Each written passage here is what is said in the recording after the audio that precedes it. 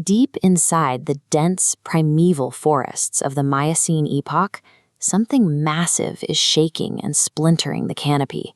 Whole branches give way as a heavy, unseen weight strips bark away from the ancient trunks.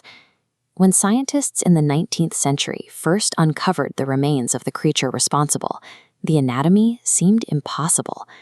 Early paleontologists actually assembled the jaw upside down, leading to various theories that the animal was either an aquatic browser that anchored itself to riverbanks or a relative of the giant tapir.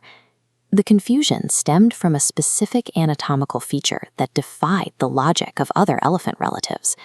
The animal had no tusks in its upper jaw. Instead, two immense ivory pillars erupted from the lower jaw, curving sharply backward toward the body. The animal effectively reversed the standard proboscidean body plan. This creature, named Deinotherium, or terrible beast, presented a biomechanical mystery that would take researchers more than a century to decode. This comparison illustrates the scale of the animal. Standing 15 feet tall at the shoulder and weighing over 12 tons, Deinotherium was nearly double the mass of a modern African elephant, making it one of the largest land mammals ever to walk the earth. Its skeleton reveals a highly mobile browser. Unlike the thick, pillar-like legs of many modern elephants, Deinotherium possessed elongated, slender limbs built for efficient travel. It also featured a notably flexible neck, allowing for a wide range of vertical and lateral motion. This flexibility is a departure from modern elephants, which have short, stiff necks to support the weight of forward-pointing upper tusks used for forceful signaling and defense. Deinotherium lacked upper tusks entirely. These downward curving lower tusks functioned as specialized equipment, refined to exploit a narrow and highly specific environmental niche. Researchers once debated if these tusks were used for digging in the dirt, but the animal's long legs and short neck would make rooting in the soil physically difficult. Instead, the evidence points to a strategy known as the Hoe-Tusker hypothesis. This diagram shows the jaw's mechanics. The mandibular symphysis functioned as a cantilevered beam, reinforced to withstand massive bending moments. By hooking its tusks onto a branch, Deinotherium used its flexible neck and multi-ton mass to pull downward, generating immense rotational torque. This lever action allowed the animal to snap thick limbs, or embed the ivory into trunks to strip away fibrous bark. This mechanical advantage provided the animal with calorie-dense foliage and bark layers, far beyond the reach of competing herbivores. This mechanical setup created a conflict for the animal's facial soft tissue.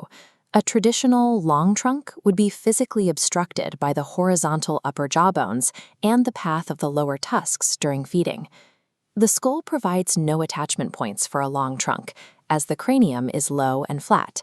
Instead, an exceptionally large infraorbital canal indicates a highly innervated, sensitive face, supporting a powerful, muscular upper lip rather than a cylindrical tongue to grasp foliage and guide it inside. Once inside, the food was processed by highly specialized cheek teeth.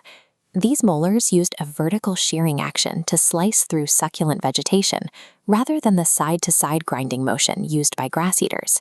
The skull functioned as an integrated unit. While the tusks cleared heavy timber, the upper lip harvested the leaves, and the molars processed them, making Deinotherium a highly efficient harvesting system. This morphological configuration proved remarkably stable. The Hoe-Tusker design was so effective that Deinotherium remained virtually unchanged for 20 million years, simply increasing in body mass as it evolved. This map shows their expansion. As high-level browsers, they spread across the stable, lush forests of the Miocene, populating a range that stretched from the African Rift Valley to the woodlands of Europe and Central Asia. However, the Miocene greenhouse eventually collapsed. As global temperatures dropped during the transition to the Pleistocene, the Earth's climate became increasingly seasonal and arid. Dense, ancient forests began to fragment and die back. In their place, vast stretches of open landscape were overtaken by tough, silica-rich C4 grasslands. This shift removed the specific physical resources the animal's anatomy was built to exploit. Deinotherium faced a mechanical failure.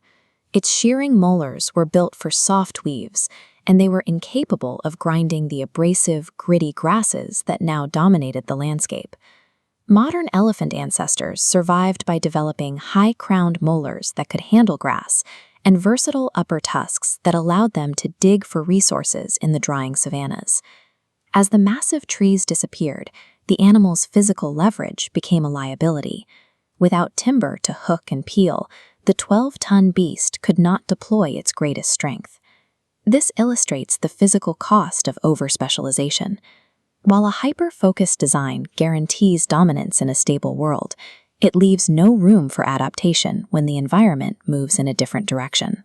Deprived of the forest canopy, the last populations of Deinotherium eventually vanished, bringing an end to a 20-million-year experiment in biomechanical specialization.